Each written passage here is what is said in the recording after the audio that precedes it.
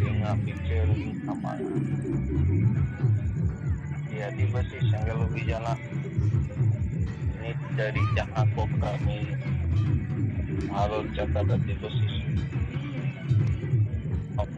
sama kata nuwa picture adi johan picture kana karon abo mo badaya ani to adi gan kono সংগঠন বাদ kate জনগণার মধ্যে নোয়া আবুয়ার সেঙ্গেলা picture do adi rokom bhave অর্থাৎ abo nina sore jahan katha bo rorida নোয়া sabto kana jette borde ko hoy ya sari ke sengal অভিযান তো sari katha ke rorida abo hoy je maji bodol na katha bo samal kada maji bo bodol ko ato bo bancha নোয়া katha re je adi kukuli adi rokom torko ato ato chalak nina kintu নোয়া ko niye chorcha hobai kana mengkhan nito do নোয়া bishoy ko chitan chorcha huyuk kana ado hoy je chorcha ehob na jahan ni bangam chorchaya bangam divhega bam ona iti kate yukti torkoya তাহলে সহি আর বেশ আর বড়ি তো ওখানে কেম সালা গুতায় আমা ওনা বিষয় চিন্তান রোল হিবা আদো নিত নহনমা পরিস্থিতি তো বল নেলাই গিয়া সোশ্যাল মিডিয়া রে যাহাই আবরেন নুকু ভুল মাতাল কিছু কোন সংগঠন রে ও যাহা দেখো বড়ি को फैलाव लगी तो कना নোয়া हो तुरकार ताहा कर देखो बड़ी जिनिस যতক্ষণ বাংম আলোচনায় ততক্ষণ কিন্তু সরিয়া বাইসা পিতো उनको के ढेर को पुचाड़ी दा बो अनवा ना उइहर माबो जे अबो सेंगेल दा जहां तिना पच्ची बो बिलोई दा तो जका दीवाल लिखन हो हुई कना से सोशल मीडिया रे बो रोड दा से जूम मीटिंग रे बो रोड दा नियत खन आक्वा ढेर अबो को पुचाड़ी दा नोआ दो होतना मेटन लई गानो मेटन नोआ पिक्चर तालाते गे किंतु सरिया तो जनगण ठेन चला एजेंडा इ जहां से अबो बो रिजल्ट बो नामेगा अबो হয়তো নিতো জনগণ পুরো ভাবতে বাকো एक्सेप्ट কোনা নোয়া হরি কথা কিন্তু গাপা তো কো एक्सेप्ट বন গিয়া কারণ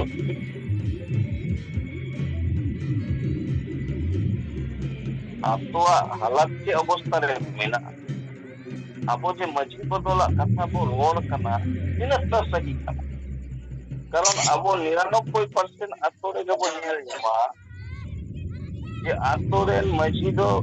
রিগে বুললো কানা মাতালো কানা বেশ মাঝি হ ওনা তালারে হয়তো মেনা কোয়া কিন্তু বেশিরভাগ যে তো মানে মাঝি দো কো বুল আর বুলরে পতাহান কানা ওয়া সরি কথা কান দিয়া আদো আবো সরিয়া কথা বো রোর কথা নি জনগণ কো রোর কো এখন খান কে তো ওনা বদল do abo do babo বদল কো জনগণ কে কো বদল কো নি আতরে নোয়া কথা তোরালো তো হয়তো আলোচনা হুয়ুক কানা সরি গে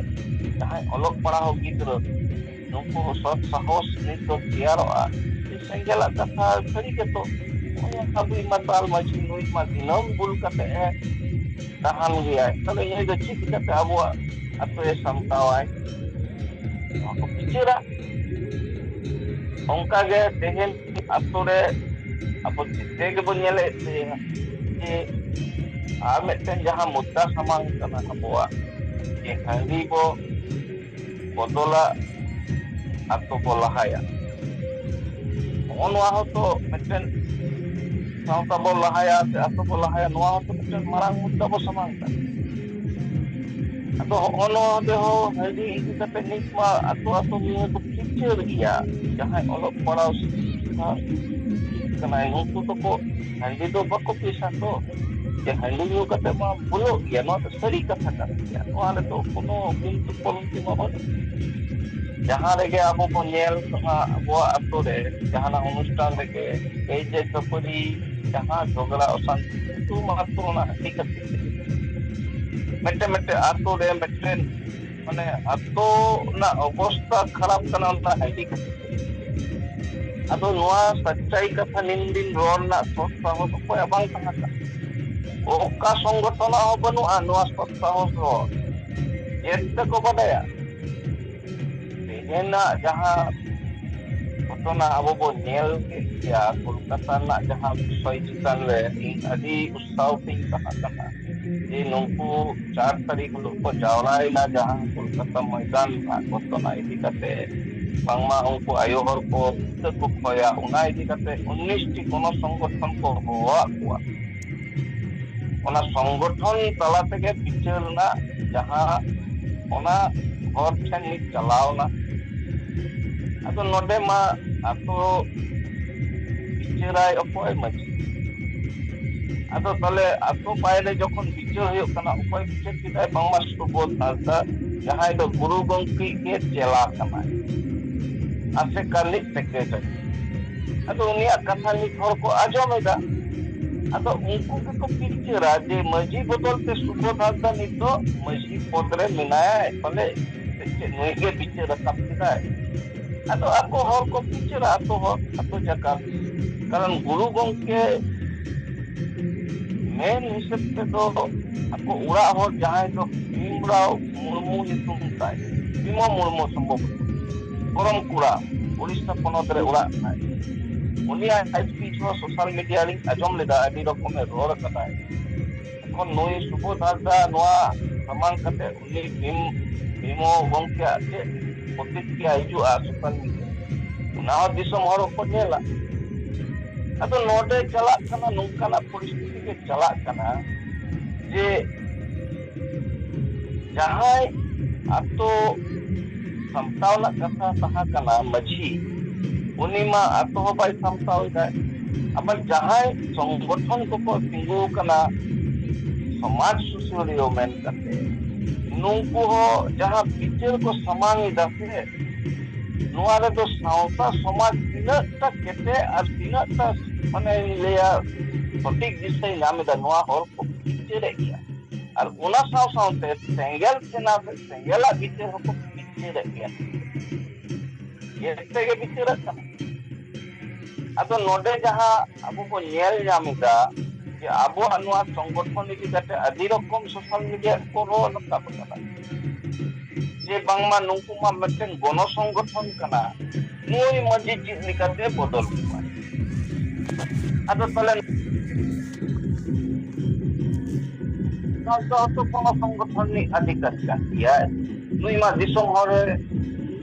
मिता कोय तेहना ओना उलाना जहां कर्मसूची तहा कन जे आयो हर को जहां भूल करना भूल टुटी कदा तो उना इदी कते तो पिक्चर किदा कोलकाता रे अलो पेशेंट लिस्टम हर को नेला जे सरी गे नित अबो सेंगल जहां कथा निना दिने समान कराय जतक्षण बांग आतो रे मेटन आमो तो अगुया ततক্ষণ किंतु नंका गे समस्या को तो होई कारण अब वो बढ़ाया कि आदिवासी सेंगल अभियान जहां आइडियोलॉजी आदिवासी सेंगल अभियान जहां एक भारत चक्कर कमी करना नोआ दाड़े तेगे आदिवासी बांचाव दाहर कारण नोय जहां तीनो माने एरे संगठन को बनाव कदा से नोआ दुकान दो किसी दिन बांग चला सरीगे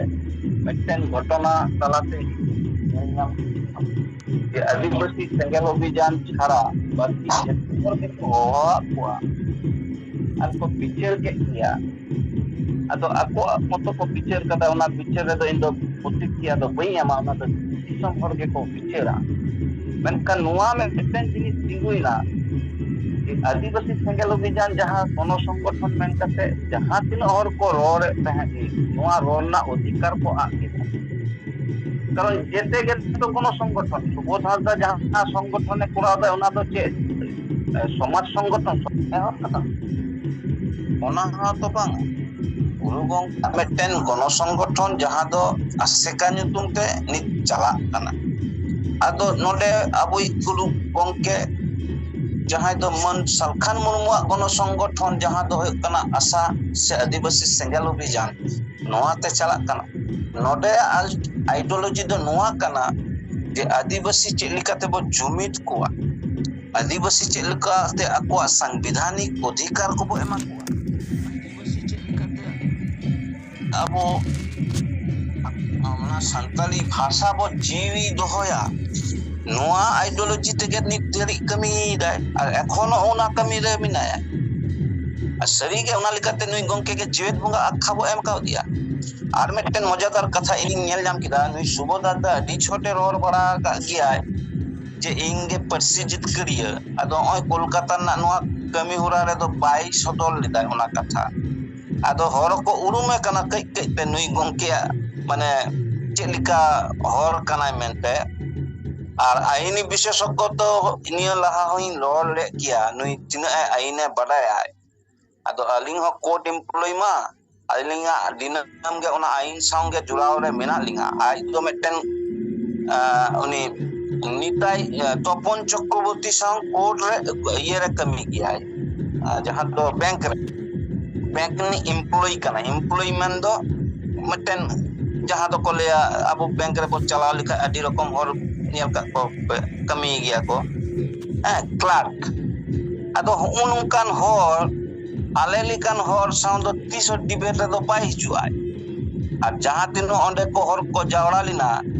उनी गे नियले कना को रोर दाव को एमा दिया जहां गे आको लिका को पिक्चर के गया अदो देहन किंतु दिसम होर दो को उरुमे को जते होर गे जे ओकोया कमी ओका लिका कमी दको देहन किंतु अडी मारात्मक मेटन जिनिस इन नेल नाम दा जे आदिवासी समाज रे जहां निना दिन बांग प्रतिष्ठा कना सेंगेला कथा नित दो किंतु मारात्मक भावे प्रतिष्ठा कारण जेते होर दो को बुझो नाम दा जे ओकोय दो सरिया कथा रोड दा ओकोय दो एरे कथा रोड दा ओकोय दो सरी आदिवासी लगी के भबाव दा नित नोआ दो को बुझो किया हो कारण अब होय जे लगातार कमी रे मेना पुना लगातार आदिवासी कथा मुद्दा के बो समांगेदा नित होते हेन होय नेल के गया निना कोनो संगठन तलाते सरी धर्म जितकर कथा दो बाय रकाब लेना धर्म कथा धर्म ठावले को दरबार किदा ओकोया मुचार हो बई नाम ले नुको सोशल मीडिया रे गेल किदा उनका गे तेहन निन माना इलेक्शन चला कना जे सरी धर्म ओका लिका तबो जितकर नुकाना कथा आको से खन बांग रकाबना मेनखान आबो किंतु आबो सरना धर्म मुद्दा दबो समांग का गे आबो चिदा बोल और कना सरना धर्म नोआ हल पिक्चर हो समांग कदा दिसम हल जे 50 लाख हर पे ऑल कदा दिसम रे 2011 साल ना सेंसस रे तले ओकाय ना पे 50 लाख हर जेदा नोआ निये बापे रोडिदा सरी धर्म तो 5 लाख कॉल कदा ठीक है उनको तो अल्प मी बार हर नुको सुबोध हासदा लिकान हर के को रोड दरेया बखाय आरो 10 जन को रोड़ा मेनखान साना धर्म इति कते 50 लाख हर पे ऑल किदा आ नित दो इलेक्शन अक्तो रे तो रोड हुई तबवा चिदा बाबू रोडिदा अडिगान आबोरेन सिंगल सेना किंतु नितो इलेक्शन जखन को चला कना डोर टू डोर इलेक्शन रे वोट कोय आबो सिंगल सेना तो बोरो रे गया और सोशल मीडिया रे मी बढ़िया आबोरेन कार्यकर्ता नो को रोड रकाब के गया जे आले नोडे वोट कोय को हे लेना आले अतो टोला और समांग रे नो आले रकाब किदा नो कथा आज तक टीवी चैनल जहां तो मारांग टीवी चैनल अंजना ताई नितो अंजना ओम कश्यप उनी आयो हटन हो अबुई अमर मारांडी जहां झारखंड पनतनी उनी गंके परिष्कार सोशल मीडिया रे नेल नाम कदा जे ओना सरना धर्म कथा मुद्दा रकाब कदा तले आपे जदी सत्य के धर्म दुललियो पे होई को जहां तिनो गण संगठन से एरे संगठन चिदा आपे मुद्दा बापे रकाबिदा अर्थात नोडे बुझो कना आपे तो संतार से आदिवासी बंचाव लगी तो बापे कमी कना गण संगठन आपे तो मेटन आपे दुकान चला लगी पे कमी कना जहां दुकान ते माने कटी पेमेंट पे नामा कटी हंडे नडे खन कटी को चापा आपे जहां के राजनीतिक दल ओना के पे खोय जो कना आदिवासी असली मुद्दा दो पका इलेक्शन चला कना नित मा लगातार पे प्रोग्राम किया, लगातार सोशल मीडिया रे पे रोल रकब किया जे जहां जहां सरी धर्म वाला से एरे धर्म वाला से सना धर्म वाला जहां ना आगे आपे खोजो पे रोर पे अतो अतो जखन के को हिजु आम वोट को ओकर सुबोधता लेकन होर तो बाको रोल कना नुका ना कथा ओकर मजी परगना मोहल रेन अड्डीगन आयुरियो को बाको रोरे तो नुका ना कथा ओकर आसेका रेन हो बाको रोरे तो नुका ना कथा तार माने नोले बुझो कना जे नुंकु धर्म रेन होर दो बांग कना को नुंकु दो बेधर्म रेन होर कना को भले नुंकु दो इटा धर्म रे को चलाव कना सरी के मन कना नित যদি ধরম দুলন তাহাকো আতালে নিয়া ইলেকশন রে को दिनम को रोड किया दिनम के सोशल मीडिया रे को रोड किया अब मा दिनम को रोड कना नो 8 बजे खन 10 बजे अब जूम मीटिंग रे इनिंग रोडिदा आरो गंके को रोडिदा नो दिनम चला कना आरो सोशल मीडिया रे आइमा रकम संगठन अबुलन सेंगल सेना को रोडिदा सन्ना धर्म कथा झारखंड रे राजभाषा कथा अब आइमा रकम बो रोड किया मेनखान बाकी हर तो बको रोले तो मेनखान आबो नोआ इदी कते तो को विरोधिता ना कथा तो को सोशल मीडिया तो को रोलदा अरे आमा ओरा जेलो कना ओना सेंगल अड़ी में पहलो ओना बांग कते आरो जोलना हम कोशिश सीधा आम कुर्मी जुदी को एसटी आम चबा गया ओय तेहन जहां पुला जहां कोलकाता मैदान रे जहां को बिचे लगी चक्री जीवी को जावला ले को उनकुरन गिद्र पिद्र को गपाहुलो पको नाम दो चक्री कुर्मी को एकदम माने केटे जो को लड़ाई दानी नुआ इदी कते मी कथा बांग समांगन दो ते ओगलाना गलमराव रे जे सरी के नीन मारंग घटना मा होई कान गया ठीक गया आरो जहां आलोचना ता कना ओना तो नीत कुर्मी को चेली कते बो अटक को ओना बिचर हुई असे अतो बनुआ उनकाना बिचर दो कारण नुंकु उनकान हर दो बांग कना को को तो सुदु दुकान चलावना मतलब कना कटी मन को एमा को लुटा दा तको गोल जोड़ विराट कमी करदा ले आले नीना के को तो मिटन हर बको माने जहां तिस को बुंगा तला कन मिटन हर बको उलुम को जेमन अब नित्यानंद गंके कथा मिटन हर पे आजमिदा मिटन सोशल मीडिया रे उनी गंके चे हो भाई चिके कदाई उनिया मुछो ना आएना आ चबाय ना कारण तो नुआ कना कारण दिसम लगी जहां हर को रोड़ा राग को कमिया को उनको के को एकदम केटे को उलुम कुआ बुंगा तला पर हो जैसे अब उलुम गया सब समय तिलको मुर्मू सिधु मुर्मू पंडित रघुनाथ मुर्मू नुंकुआ अस्तित्व बंचाव बिना बुंगा तला कान रहो चिदा बांगमा उनको तो को कमी कदा नित अब जीवित बुंगा को उरुमिया जीवित मिनाय रहो को उरुमिया मन सलखान मुरुमु चिदा दिसम हर लगी पड़सिए जितकर का बंदोय उरुमे किया बो दिसम हर को उरुमिया और बाकी जहां तिनो नुंकु को दुकान को चलावे तो नुंकु तो बाको उरुम को गपाउलो को आतो आकाश तो को चिम चकुलो नित होय 42 टी संगठन बिनाव ले तो को काय ना को 42 टी संगठन बको रोड़ा तो निया इलेक्शन ने मेटन कथा हो चले सरदार मेटन तहा कना तपन सरदार बंगमा उनी नि मेटन पद रे मिना नि सुबोधता मेटन पद रे मिना आरो आइमा मेटन बारिया कते मिना को ओना पद रे काय ना को निया इलेक्शन रे तो समांग दूर कर तहा कना दिसम हो ठेन ये आले दो नुआ आइडियोलॉजी नुआ पिक्चर तले मी कना नुआ रुको हुआ तोमे को तन बड़ा किदा एकदम आ नितो दो आ चाबाय ना को कारण जेते हर के को बटाया आ नुको दिसम हर को उरुमे को गया सरी के नुको दो भावता बची हर कना को एरे कथा लेई कते 3 दिन दुकानम चलावा बुया बेसी दिन दो बाई चला कारण दिसम हर को बुझौदा जे सरी के आदिवासी सेंगल अभियान जुदी तेन बाय जनाम को आनो दिसम दलुरी धरती रे तेहन किंतु आदिवासी अस्तित्व तो बाय बंचाव को सरी के से तेहन जुदी सलखान मुर्मू गंके संसद रे उनका आया बुद्धि दिसते बाय समांग किया सरना धर्म कथा बाय समांग किया संताली पर्सी मा आ चबा को नो 2024 से किछु गान गिद्रो सरकारी भाबी पर्सी ते को पढ़ाओ कना पास कदा को गपा हलो झारखंड पनत जुदी नुआ परिष्कार को ना बेंगल खबर लई किदा झारखंड रे जुदी संताली पार्सी के राजभाषा को समांग किया नुई हेमंत सोरेन नित सरकार आको सरकार के मिना नित चिदा बको रोर दा नित हो नित मा इलेक्शन मूवमेंट कना संतरा वोट होय को खोजोक कना चलाव कते सुदु नुआ बको लई दारे कना जे आले नुआ इलेक्शन रे आले नुआ ले खोजोक कना आपे नुआ डिमांड मिना संताली पार्सी तेगे नित ओलक पढ़ाव हुआ राजभाषा आले आले झारखंड पनत रे चंपई सोरेन चिदा बाय लई दारे कना मुख्यमंत्री और उना साव सावते सन्ना धर्म जहां सरकार के हिजुआ नुई ले एकदम ले केटे ᱧᱚᱜ ले एकदम ले सबेया जते सन्ना धर्म होयो मा बाय लई दा सोचो पेपर नोटे के जनगण हो उना अंका पूर्वक रे मिना उना अबो बुका संताल लिखा के निया इलेक्शन रे बाबो लोड़ा तो 30 बरोड़ा इलेक्शन रे जते को जते हर डिमांड को खोजो कना जते हर जते रकम ओकोय दो राम मंदिर इदी कते होय खोजो कना राम इदी कते तुम्हें रोल इदाय चिदा इदाय जे बाडाया जे नुई जीवित तहान लेकिन इनिंग जीवित टिंग तहाना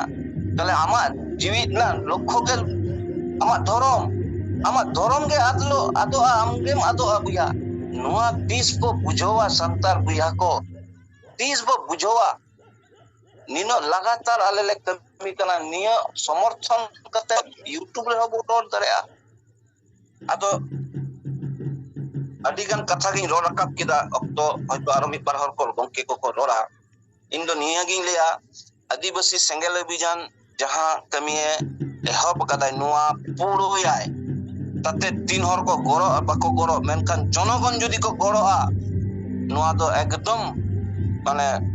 खूब नेलोक कना खूब काचे रे हे कना जे आबो बो दाड़ेया गिया नुआ जितकर सन्ना धर्म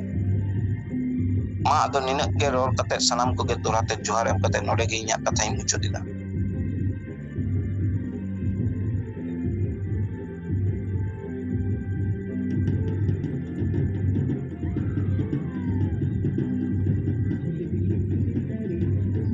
Ada sore di Serhau,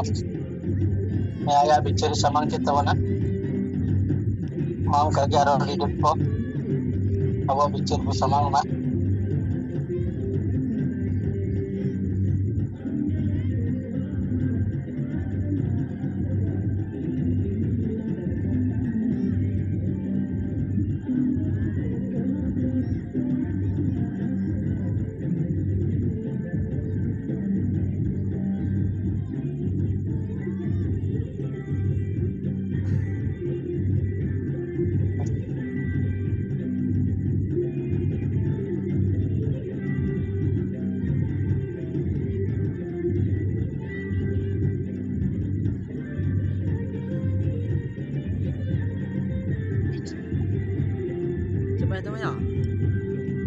Cobain tuh.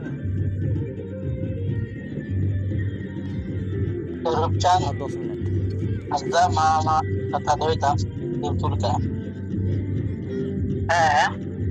Manotan Salkan Murmu saate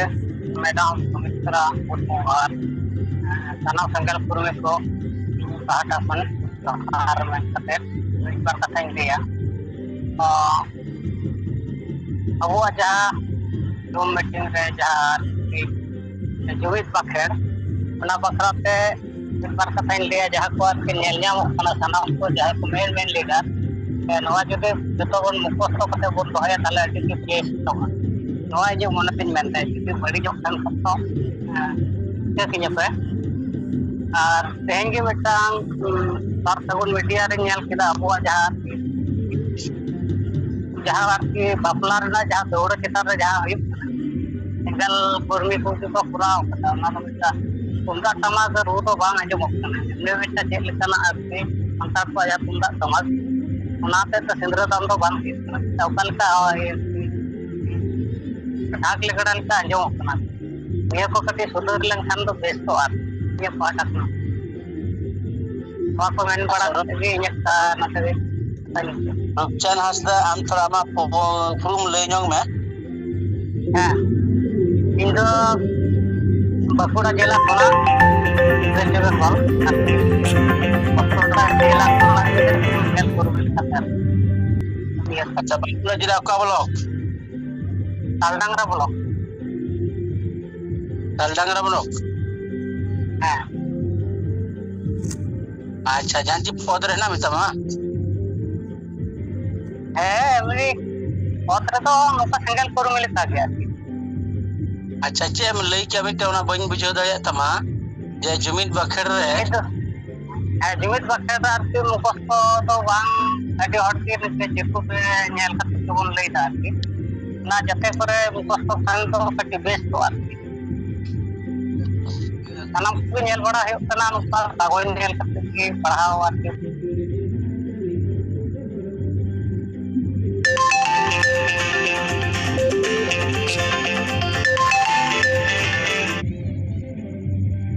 पढ़ाओ करते वो यहाँ बोल रही कना असुविधा तो बांग हुई कना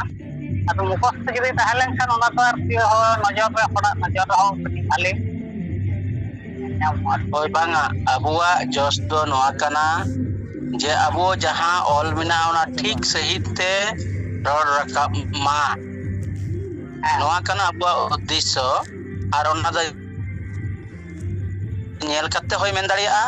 और जहां होइतो भाई नेल कते रहो उनी दि ठीक जदि रोड रकाब दाड़िया हल्का ओना हो ठीकन गया लेकिन अबु दो जत्तो जाते अलू भूलु मा निर्भूल अबुआ कथा रोडो मा ओना हतेते बोय नेल कते के अबु से जुमित बखेड़ जहां ना बखेड़ नेल कते के रोड लेखन बेसोगोआ ओना ठीक गया नेल कते रहो अबुआ उद्देश्य तो निर्भूल हुयु मा ठीक कारण नेल कते जहां रोडी आय उनिया गलती तो बांग कना ओना दो कारण नेल का को नेल में अब पार्लियामेंट रे राष्ट्रपति हुयु प्रधानमंत्री हुयु से आरो लीडर को हुयु तजबो को एमा उनको ओना जहां रे सामांग कते ऑल ठीक को सामान को दोय आर ओना नेल कते के को रोड़ा ठीक है और अब तो नॉइस बो लई लगी दो कना ओना निर्भूल हुयु मा जाय को गान दाड़े आदि सरहाव मेनखान अब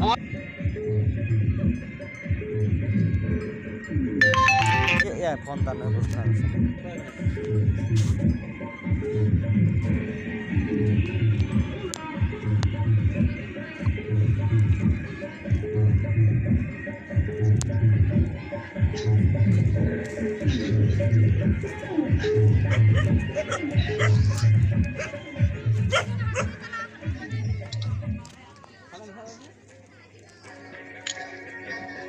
हेलो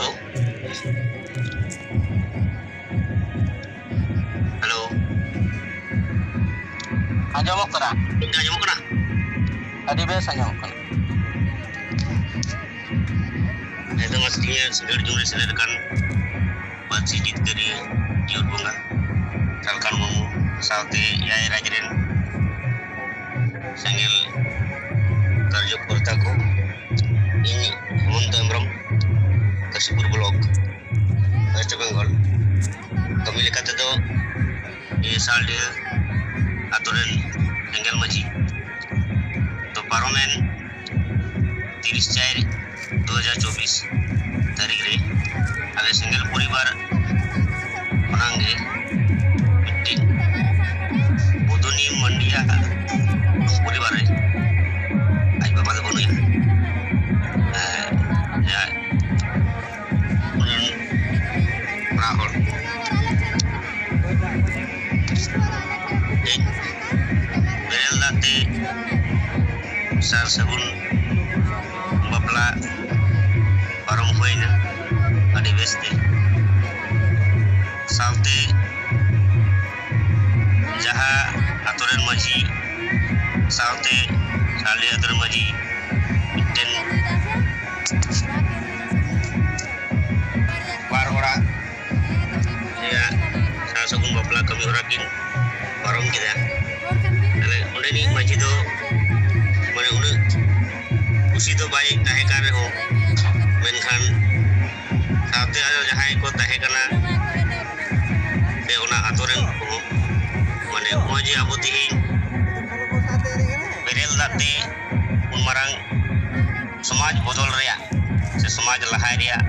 se samaj समाज रे जहाँ मिट्टिन भाषा भाषा जाति धर्म बांचाव रे से नोआ चिका तबन बांचावा ओना लेकाते समाज कोन निसे जिनिस चिका तबन सहाया इनी मिट्टिन माने ओनेन को तिरले को कुसिया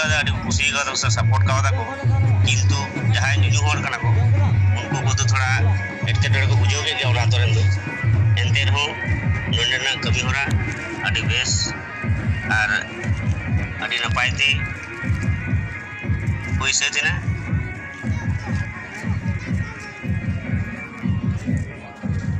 आसाते चलाव लेना जो होरा मोजा को नाजम कना जे चिका लेकाते तिही दाड़िया जाय कोनगे नोआ जिनिस से अपराम को कोन ताहे कना अदो तिही उनको तला रे किछु कथा रका बोलेना तिही अबवा अनि मारांगा से समाज मारांगा अबवा धर्म मारांगा से हांडी मारांगा साथे अबवा जहाँ भाषा ओना मारांगा से हांडी मारांगा तो नोआ रेया किछु तेला को अडी नपाय ते लेखान दो उनको माने जे लत्ती गया है जे हांडी समाज रे नोआ रे माने ako do ko बिचार बाको एम दाड़े होता तर नोंका लेकाते बुझे कना जे नुनु हर दो को ले गया को उनको मिट्टे दोना दो नेसारे को अगू का को जहाँ तिने बेस और को तहन कना उनको को दो को अपना रे गया सो कुसिया गान गे उनन को और को किछु कथा दा आंजम होई ना तो बुझे कना मांगो के निये को मन मारा कते गे नि कथा नडे मुचक अच्छा हेमंत हेम्ब्रम कसिपो मिट बेरल दाते हांडी बदल ते बेरल दाते चार सेकंड बपलाई रोकिया अरे माजी सिंगल माजी हो कनाई अरना कथा बुतल रे लई सदर के आई अडी अडी सरहाव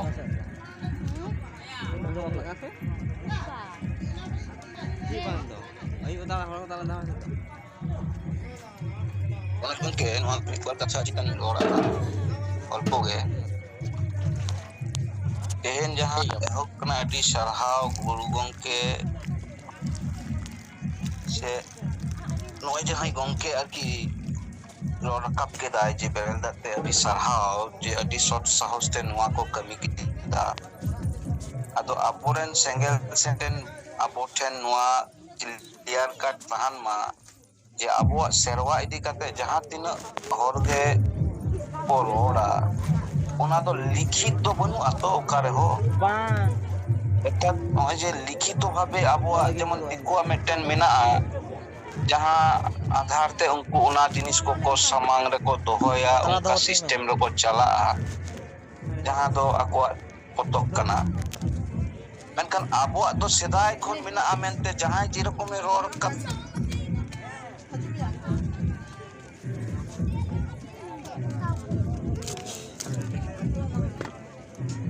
जीवा जे सेदाय खन मेना ओना उकारे ऑल मेना अबो जहाँ तिनो सेदाय ना कथा ओना तो सेरेंग रे मेना अदो सेरेंग रे हो जदी वो पांजाया अबो तो हंडिया कथा तो सेरेंग रे तो बनुआ कारण अबो इतिहास अडी नेल कदा उनको मारे हो जखन जहाँ बपला भांडान जहाँ रे को सेरेंग अडी कहिते इन सेरेंग कोई आजम कदा उनकाना किंतु पइन नेल कदा जे ओना को ना मेनते अदो नोआ कटिगार अडी जगह रे तो को रोड़ा जे सिदाय खना तो सिदाय खन मेना मेनते आम तुम बंगम नेल कदा उकुर ऑल मेना मेनते इन दो नेल कदा बेरल दा नित दो इन दो बेरल दा तेकिन बुंगा बुया पुलिस कार ओंडे कंट्रोवर्सी रे आलो को चला निया के लेते ना तहा कना nya मा संग दोराता आरो जोहार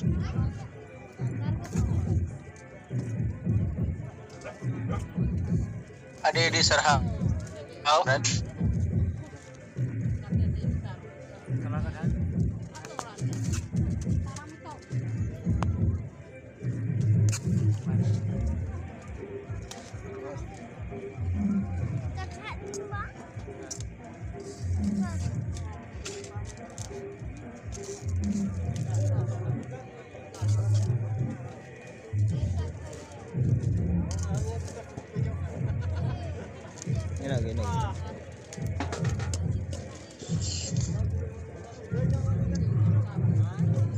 अच्छा इन इमा मुर्मू केंद्र संगठन तो तेहनवा सिबर जुटिंग राबोई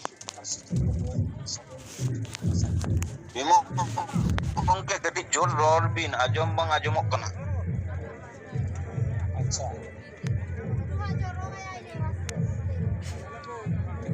तो इन बिमो मुर्मू केंद्र संयोजक Tiga kaya. सेंगल संयोजक कदो नवा तेहना सिंगड़ जूम मीटिंग रे अब पार्सी जितकरिया संपके जीत बंगा साखान और मैडम सुमित्रा Tiga. सला सेटल कान जते कोगे सेंगल जोहार तो नतो आजमक कना अभी बेस अंजम कना तो तेहना अब करानी जामशेदपुर अब जहाँ आइसेक आइसेक प्रांगण रे अब ऑल गुरु के रघुनाथ मुर्मुआ जन्म माहा मनाव किया सिंगल से नोरे सेलेक्ट आइसेक डायरेक्टर और सब के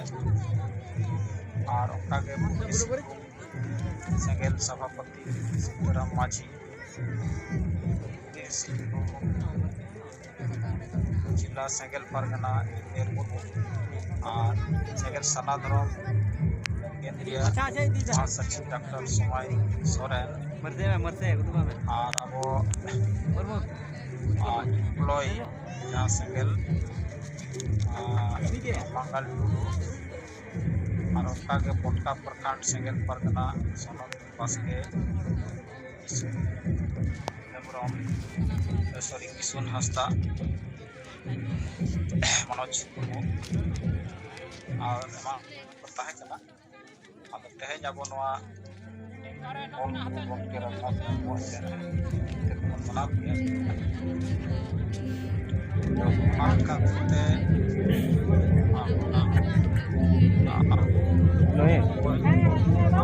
Tiga dako.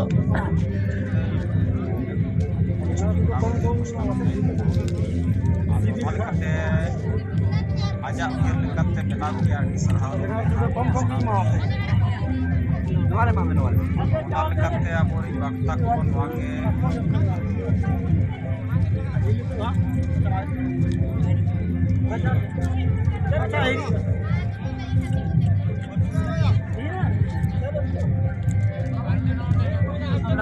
लेकिन ऑल चिकी अब आइसेक से के जहाँ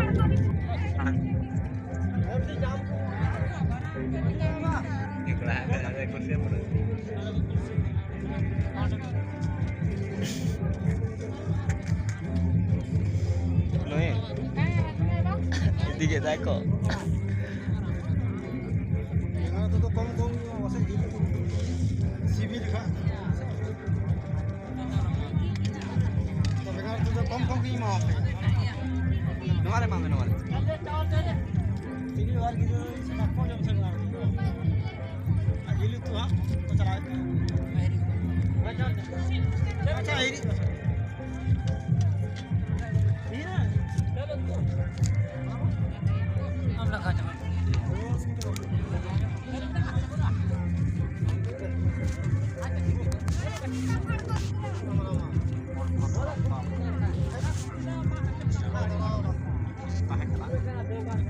सालखान मुर्मू चेक लेकर बंचा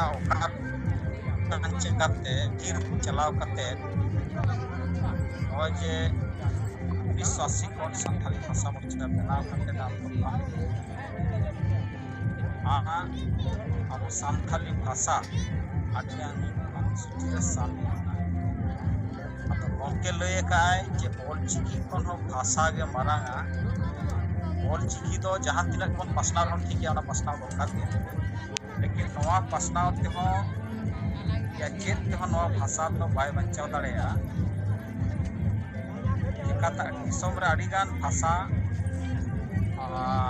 जे अडिगान चिकी बानु रे हो जहाँ के नवा रे जहाँ भाषा रे साहित्य मेना ओना के बचाव दोसार गमके लय kan gay चिकी kon भाषा के मरांगा आदा नवा भाषा जब तक नवा संविधान लेकाते बाय मानतवा नय आबो नवा आंदोलन नवा बन आंदोलन गया रोड गया जब तक नवा सरकारी मान्यता बाय नामा और नवा राजभाषा जहां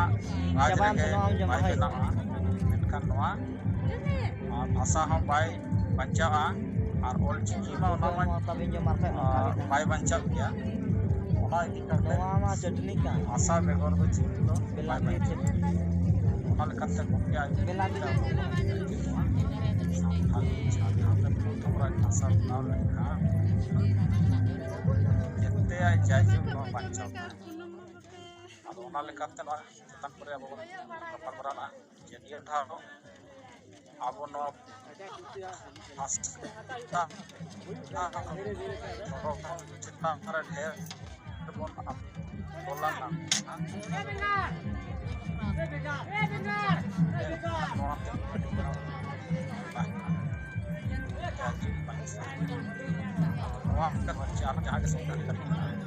राजनीतिक बचा राजनीतिक तभी बचा जब तक न समाज आंदोलन रे सेना आंदोलन रे पकड़वा तक को बाय बचा लगे आज रे आंदोलन रखा गया सांगे हर चेत कारण नवा को चलाव करते नवा के बड़ाई जामेना कागज पल्हा दो एगु आबो तो आतु रे के आबो संगठन माने हर हम ना कुआ आदो नवा चिता रे जहां नो तो माझी पारगना सिस्टम रे नवारे नावा लेकना दिशा हुआ आना तेगे आबो नय माझी जब तक नवा चिता रे बाको जुमिदवा या माझी बाको चेरा खान नवा बाको जुमिद दाड़ा ओना लेकाते तो नवा के गमके लई गया माझी नतो तो बदल लगती कना जहां माझी जुदी हासा भाषा जन बचाव रे बाय गो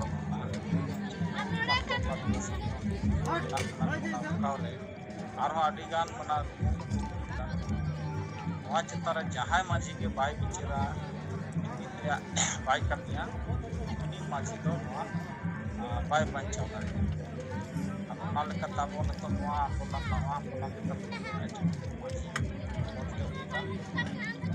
नवा सिस्टम तो नवा बोल पढ़ाव माझी को बनाव रखा ताकि अब को जुमिद दाड़ा भाषा भाषा जाती तार विचार तहन को उजर तहन निये था अब आदि मारांग नवा समाज परिवर्तन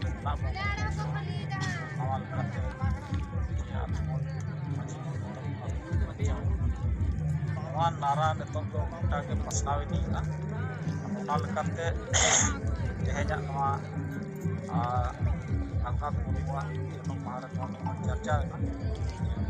जहाँ के अब जहाँ भाषा भाषा बचाव और चेक अब जीविकार समय को दाड़ा ताकि आदि लोगन जहाँ के अब चेक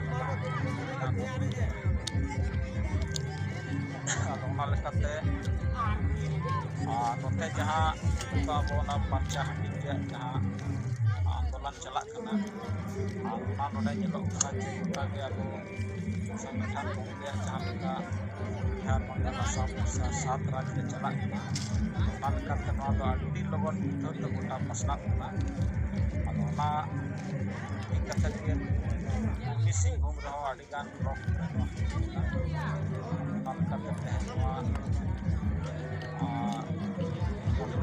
सिंगल परगना के सला घाटशिला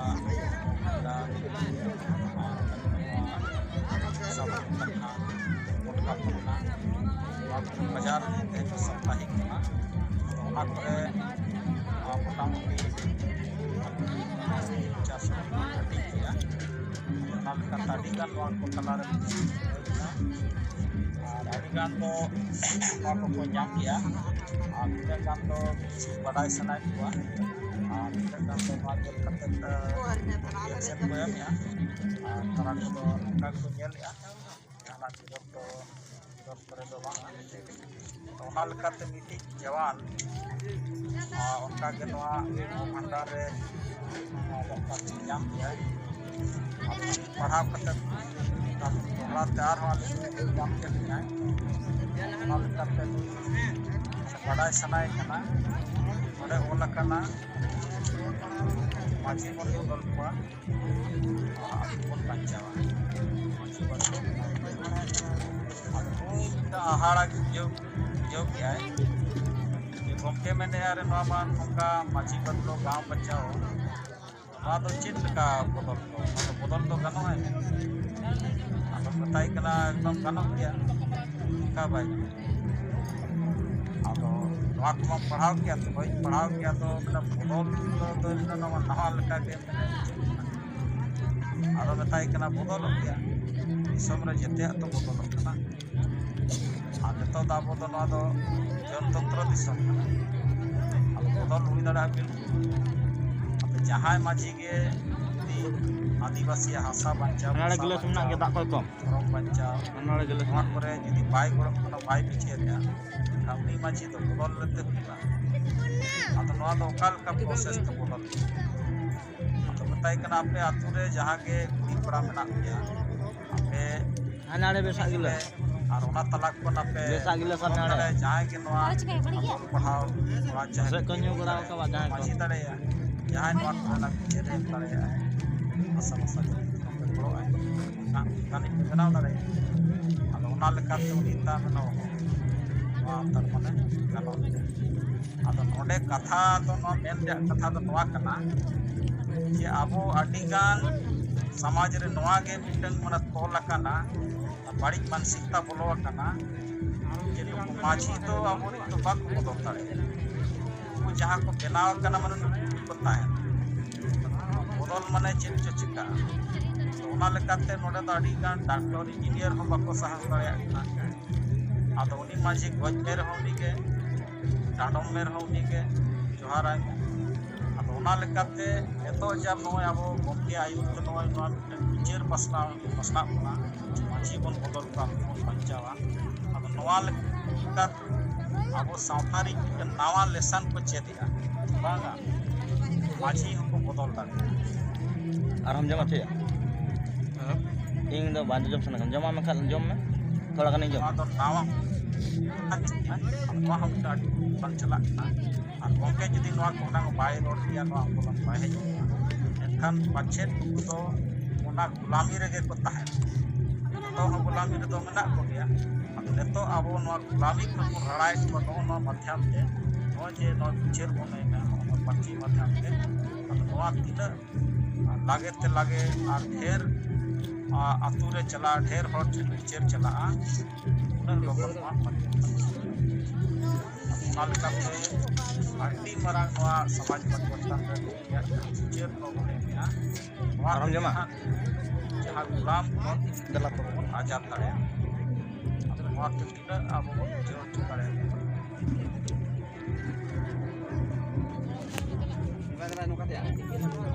ᱴᱷᱤक गया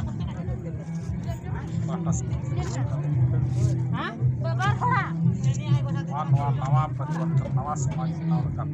और विचार पे नवा परिवर्तन डीजे जहाँ से चला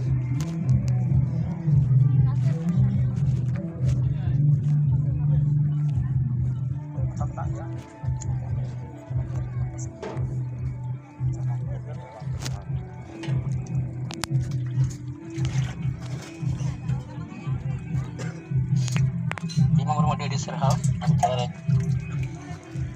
मसी बदल जहाँ अब लक्ष्य अब तला सब रकाब के सरहाव अच्छा मसे नित टाइम अब उतर अब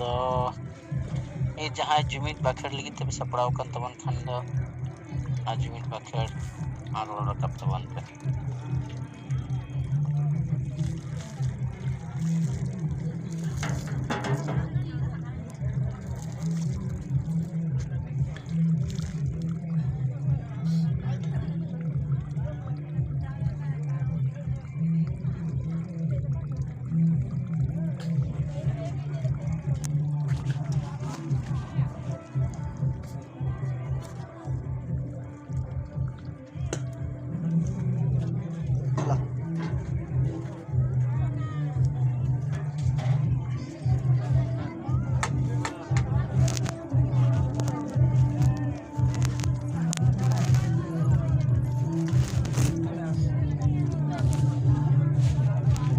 ᱡᱚᱦᱟᱨ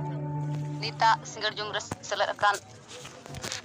ᱟᱵᱚᱨᱮᱱ 7 ᱯᱚᱱᱚᱛ ᱨᱮᱱ ᱟᱹᱫᱤᱵᱟᱹᱥᱤ ᱥᱮᱸᱜᱮᱞ ᱚᱵᱷᱤᱡᱟᱱ ᱥᱟᱱᱟᱢ ᱱᱮᱛᱟ ᱟᱨ ᱠᱟᱡᱽᱠᱚᱨᱛᱟ ᱠᱚ ᱟᱵᱚᱨᱮᱱ ᱡᱤᱣᱮᱫ ᱵᱚᱸᱜᱟ ᱯᱟᱹᱨᱥᱤ ᱡᱤᱛᱠᱟᱹᱨᱤᱭᱟᱹ ᱫᱤᱥᱚᱢ ᱜᱚᱢᱠᱮ ᱥᱟᱞᱠᱷᱟᱱ ᱢᱩᱨᱢᱩ ᱥᱟᱞᱟᱜ ᱛᱮ ᱡᱟᱦᱮᱨ ᱟᱭᱳ ᱥᱩᱢᱤᱛᱨᱟ ᱢᱮᱰᱟᱢ ᱡᱩᱵᱚ ᱱᱮᱛᱟ ᱛᱤᱞᱠᱟᱹ ᱢᱩᱨᱢᱩ ᱟᱨ ᱥᱟᱱᱟᱢ ᱠᱚᱜᱮ ᱢᱟ ᱤᱧ ᱯᱟᱥᱴᱟ ᱥᱮᱫ ᱠᱷᱚᱡ ᱥᱮᱸᱜᱮᱞ ᱢᱚᱦᱤᱞᱟ ᱢᱳᱨᱪᱟ ᱯᱟᱥᱴᱟ ᱥᱮᱫ ᱠᱷᱚᱡ ᱥᱟᱱᱟᱢ ᱠᱚᱜᱮ ᱩᱞᱥᱟᱹᱭ ᱥᱮᱸᱜᱮᱞ ᱡᱚᱦᱟᱨ ᱟᱫᱚ ᱱᱤᱛ ᱟᱵᱚᱣᱟᱜ ᱚᱠᱛᱚ ᱛᱟᱵᱚ ᱠᱷᱟᱴᱚ ᱟᱠᱟᱱᱟ ᱚᱱᱟᱛᱮ ᱥᱟᱸᱜᱮ ᱠᱟᱛᱷᱟ ᱤᱧ ᱵᱟᱹᱧ ᱨᱚᱲᱟ ᱱᱤᱛᱚᱜ ᱟᱵᱚᱣᱟᱜ ᱡᱟᱦᱟᱸ ᱠᱟᱹᱢᱤ ᱦᱚᱨᱟ ᱪᱟᱞᱟᱜ ᱠᱟᱱ ᱛᱟᱵᱚᱱᱟ ᱪᱤᱨᱠᱩᱴ ᱦᱟᱹᱴᱤᱧ ᱠᱟᱹᱢᱤ ᱦᱚᱨᱟ ᱡᱟᱦᱟᱸ ᱢᱟᱹᱡᱷᱤ ᱵᱚ ᱵᱚᱫᱚᱞ ᱠᱚᱣᱟ ᱟᱹᱛᱩ ᱵᱚ ᱵᱟᱧᱪᱟᱣᱟ ᱚᱱᱟ ᱞᱮᱠᱟᱛᱮ ᱡᱚᱛᱚ ᱡᱟᱭᱜᱟ ᱨᱮᱜᱮ ᱟᱵᱚ ᱠᱚᱢ ᱵᱮᱥᱤ ᱪᱮᱫ ᱞᱮᱠᱟ ᱵᱚ ᱜᱟᱱ ᱫᱟᱲᱮᱭᱟᱜ ᱠᱟᱱᱟ ᱚᱱᱠᱟ ᱟᱵᱚᱣᱟᱜ ᱠᱟᱹᱢᱤ ᱦᱚᱨᱟ ᱫᱚ ᱪᱟᱞᱟᱜ ᱠᱟᱱ ᱜᱮᱭᱟ ᱥᱮ ᱱᱚᱣᱟ ᱵᱚ ᱠᱩᱨᱩᱢᱩᱴᱩ ᱤᱫᱤᱭᱮᱫ ᱜᱮᱭᱟ ᱟᱨ ᱱᱚᱣᱟ ᱠᱟᱹᱢᱤ ᱟᱵᱚᱣᱟᱜ ᱞᱮᱛᱟᱲ ᱡᱟᱹᱨᱤ ᱵᱚ ᱫᱚᱦᱚ ᱤᱫᱤ ᱜᱮᱭᱟ ᱱᱤᱛ ᱫᱚ ᱥᱟᱹᱨᱤᱜᱮ ᱱᱚᱣᱟ ᱟᱵᱚ ᱥᱚᱢᱟᱡᱽ ᱛᱟᱞᱟᱨᱮ ᱢᱤᱫ ᱪᱟᱨᱪᱟ ᱨᱮᱵᱚ ᱟᱹᱜᱩ ᱫᱟᱲᱮ ᱠᱟᱣᱫᱟ ᱥᱮ ᱱᱤᱛᱚᱜ ᱱᱚᱣᱟ ᱤᱫᱤ ᱠᱟᱛᱮᱫ ᱟᱹᱰᱤ ᱢᱟᱨᱟᱝ ᱪᱚᱨᱪᱟ ᱮᱦᱚᱵ ᱟᱠᱟᱱᱟ ᱱᱚᱣᱟ ᱢᱟᱲᱟᱝ ᱫᱚ ᱟᱵᱚᱨᱮᱱ ᱦᱚᱲ ᱱᱚᱣᱟ ᱵᱤᱪᱟᱹᱨ ᱜᱮ ᱵᱟᱠᱚ ᱵᱤᱪᱟᱹᱨ ᱫᱟᱲᱮᱭᱟᱜ ᱠᱟᱱ ᱛᱟᱦᱮᱸᱫ ᱟᱨ ᱵᱚᱦᱚᱜ ᱨᱮᱜᱮ ᱵᱟᱝ ᱦᱮᱡ ᱟᱠᱚ ᱠᱟᱱ ᱛᱟᱦᱮᱸᱫ ᱡᱮ ᱥᱟᱹᱨᱤᱜᱮ ᱟᱵᱚ ᱥᱚᱢᱟᱡᱽ ᱨᱮᱱ ᱢᱟᱹᱡᱷᱤ ᱦᱚᱸ ᱵᱚ ᱵᱚᱫᱚᱞ ᱫᱟᱲᱮᱭᱟᱜᱼᱟ ᱥᱮᱠᱚ ᱵᱚᱫᱚᱞ ᱠᱚᱣᱟ ᱢᱮᱱᱛᱮ ᱟᱫᱚ ᱱᱤᱛᱚᱜ ᱟᱵᱚ ᱜᱚᱢᱠᱮᱭᱟᱜ ᱟᱹᱭᱩᱨ ᱛᱮ ᱱᱚᱣᱟ ᱠᱟᱹᱢᱤ ᱦᱚᱨᱟ ᱟᱵᱚ ᱵᱚ ᱮᱦᱚᱵ ᱟᱠᱟᱫᱟ ᱞᱮᱛᱟᱲ ᱟᱵᱚ ᱱᱚᱣᱟ ᱡᱟᱹᱨᱤ ᱵᱚ ᱫᱚᱦᱚ ᱤᱫᱤ ᱜᱮᱭᱟ ᱟᱨ ᱯᱩᱨᱩᱞᱤᱭᱟᱹ ᱡᱮᱞᱟ ᱨᱮᱱ ᱥᱮᱸᱜᱮᱞ ᱢᱚᱦᱤᱞᱟ ᱢᱳᱨᱪᱟ ko ᱟᱹᱰᱤ ᱥᱟᱭ ᱥᱟᱭ ᱜᱩᱱᱢᱟᱱ ᱥᱟᱨᱦᱟᱣᱤᱧ ᱪᱟᱞ ᱟᱠᱚᱣᱟ ᱪᱮᱫᱟᱜ ᱥᱮ ᱱᱩᱠᱩ ᱱᱚᱣᱟ ᱨᱟᱸᱜᱟ ᱯᱟᱛᱟ ᱠᱷᱚᱡ ᱮᱦᱚᱵ ᱠᱟᱛᱮᱫ ᱵᱚᱨᱚ ᱯᱟᱛᱟ ᱯᱚᱲᱟᱰᱤ ᱯᱟᱛᱟ ᱡᱚᱛᱚ ᱡᱟᱭᱜᱟ ᱨᱮ ᱪᱟᱞᱟᱣ ᱠᱟᱛᱮᱫ ᱱᱚᱣᱟ ᱟᱹᱰᱤ ᱥᱟᱸᱜᱮ ᱫᱷᱟᱨᱟᱛᱮ ᱪᱤᱨᱠᱩᱴ ᱠᱚ ᱦᱟᱹᱴᱤᱧ ᱫᱟᱲᱮ ᱠᱟᱣᱫᱟ ᱡᱩᱠᱛᱤ ᱛᱚᱨᱠᱚ ᱟᱛᱮᱫ ᱩᱱᱠᱩ ᱱᱚᱣᱟ ᱵᱤᱪᱟᱹᱨ ᱠᱚ ᱥᱟᱢᱟᱝ ᱫᱟᱲᱮ ᱟᱠᱟᱫ ᱠᱚᱣᱟ ᱟᱨ ᱚᱸᱰᱮ ᱠᱷᱚᱡ ᱡᱤᱛᱠᱟᱹᱨ ᱠᱟᱛᱮᱫ ᱱᱩᱠᱩ ᱠᱚ ᱨᱩᱣᱟᱹᱲ ᱦᱮᱡ ᱟᱠᱟᱱ ᱛᱟᱵᱚᱱᱟ ᱟᱨ ᱱᱤᱛᱚᱜ ᱟᱵᱚᱨᱮᱱ ᱱᱩᱠᱩ ko ᱢᱚᱦᱤᱞᱟ ko ᱡᱟᱦᱟᱸ ᱩᱱᱠᱩ ᱥᱟᱢᱟᱝ ᱨᱮᱠᱚ ᱨᱚᱲ ᱨᱟᱠᱟᱵ ᱫᱟᱲᱮᱭᱟᱜ ᱠᱟᱱᱟ ᱩᱱᱠᱩᱣᱟᱜ ᱦᱚᱸ ᱢᱚᱱ ᱨᱮ ᱢᱤᱫᱴᱮᱡ ᱱᱚᱣᱟ ᱪᱤᱱᱛᱟᱹ ᱡᱟᱜᱣᱟᱨᱚᱜ ᱠᱟᱱᱟ ᱡᱮ ᱛᱮᱦᱮᱧ ᱜᱚᱢᱠᱮᱭᱟᱜ ᱟᱹᱭᱩᱨ te ᱱᱩᱠᱩ ᱥᱮᱸᱜᱮᱞ ᱢᱚᱦᱤᱞᱟ ko nongka ko ᱛᱤᱸᱜᱩ ᱠᱮᱴᱮᱡᱚᱜ ᱠᱟᱱᱟ ᱥᱮ ᱵᱤᱪᱟᱹᱨ ᱠᱚ ᱠᱷᱟᱲᱟ ᱫᱟᱲᱮᱭᱟᱜ ᱠᱟᱱᱟ ᱱᱩᱠᱩ ᱫᱚ ᱟᱵᱚ ᱵᱟᱵᱚ ᱯᱟᱹᱰᱩ ᱫᱟᱲᱮᱭᱟᱠᱚᱣᱟ ᱟᱫᱚ ᱚᱱᱟ ᱞᱮᱠᱟᱛᱮ ᱡᱚᱛᱚ ᱢᱚᱦᱤᱞᱟ ᱜᱮᱧ ᱢᱮᱛᱟ ᱵᱚᱱᱟ ᱱᱤᱛᱚᱜ ᱟᱵᱚ ᱡᱚᱛᱚ ᱠᱚᱜᱮ ᱱᱚᱝᱠᱟ ᱠᱮᱴᱮᱡᱚᱜ ᱞᱟᱜᱟᱣ ᱵᱚᱱᱟ ᱥᱚᱛ ᱥᱟᱦᱚᱥ ᱟᱛᱮᱫ ᱥᱚᱛ ᱢᱚᱱ ᱟᱛᱮᱫ ᱟᱵᱚ ᱠᱟᱹᱢᱤ ᱨᱮᱵᱚ ᱞᱟᱦᱟ ᱫᱟᱲᱮᱭᱟᱜ ᱠᱷᱟᱱ ᱵᱚ ᱱᱤᱦᱟᱹᱛ ᱵᱚ ᱡᱤᱛᱠᱟᱹᱨᱚᱜ ᱜᱮᱭᱟ ᱟᱨ ᱟᱵᱚᱣᱟᱜ ᱠᱟᱹᱢᱤ ᱦᱚᱨᱟ ᱟᱵᱚ ᱵᱚ ᱞᱟᱦᱟ ᱤᱫᱤ ᱫᱟᱲᱮᱭᱟᱜᱼᱟ ᱜᱚᱢᱠᱮ ᱟᱹᱭᱩᱨ ᱥᱩᱛᱩᱜ ᱛᱮ ᱟᱫᱚ ᱢᱟ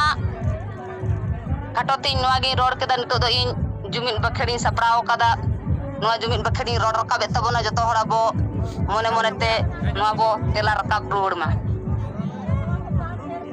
ᱵᱚᱸᱜᱟ ᱠᱚᱴᱷᱮᱱ ᱱᱮᱦᱚᱨ ᱡᱚᱦᱟᱨ ᱟᱨ ᱟᱨᱫᱟᱥ ᱦᱤᱨᱞᱟᱹ ᱢᱟᱨᱟᱝ ᱵᱩᱨᱩ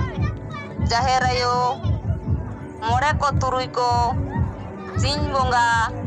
ᱟᱨ ᱥᱟᱱᱟᱢ ᱵᱚᱸᱜᱟ ᱵᱩᱨᱩ ko ᱦᱟᱯᱲᱟᱢ ko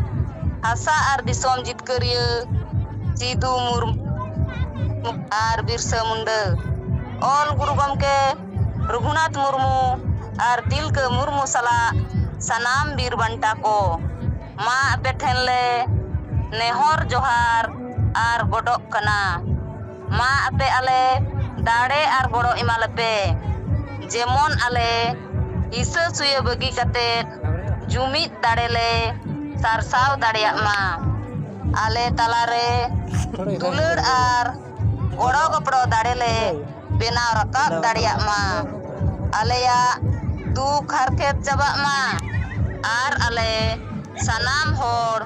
ᱥᱩᱠ ᱥᱟᱱᱛᱤ ᱨᱮᱞᱮ ᱛᱟᱦᱮᱱ ᱢᱟ ᱟᱞᱮ ᱵᱮᱥᱚᱨ ᱰᱟᱦᱟᱨ ᱞᱮ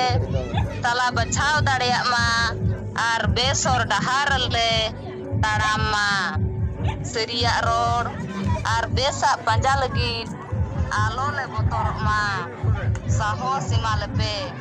ᱵᱚᱫᱚᱞᱚᱜ ᱠᱟᱱ ᱥᱚᱢᱚᱭ ᱥᱟᱞᱟᱜ ᱛᱟᱞ ᱢᱮᱞ ᱞᱮ ᱫᱚᱦᱚ ᱫᱟᱲᱮᱭᱟᱜ ᱢᱟ ᱠᱚᱲᱟ ᱠᱩᱲᱤ ᱢᱤᱫ ᱡᱩᱢᱤᱫ ᱠᱟᱛᱮ ᱞᱮ ᱛᱟᱲᱟᱢ ᱫᱟᱲᱮᱭᱟᱜ ᱢᱟ ᱟᱞᱮᱭᱟᱜ ᱡᱟᱹᱛᱤ ᱫᱷᱚᱨᱚᱢ आशा भाषा मान सम्मान इज्जत आबादी रोजगार चास बास ले बांचाव दोहो दाड़ेयाग मा फालतू कमी निसा हिसा भोट अखरीन आर बुलुक ले बगी मा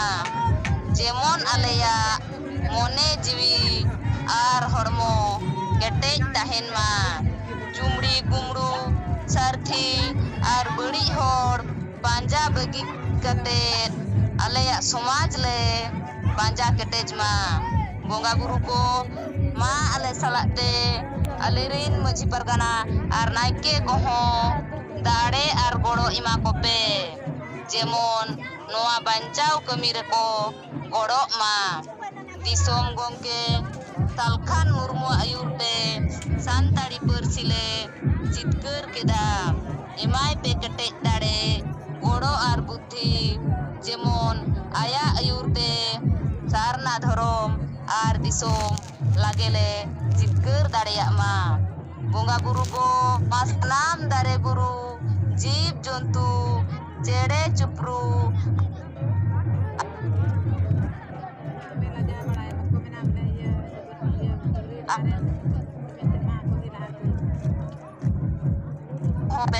जेमon ar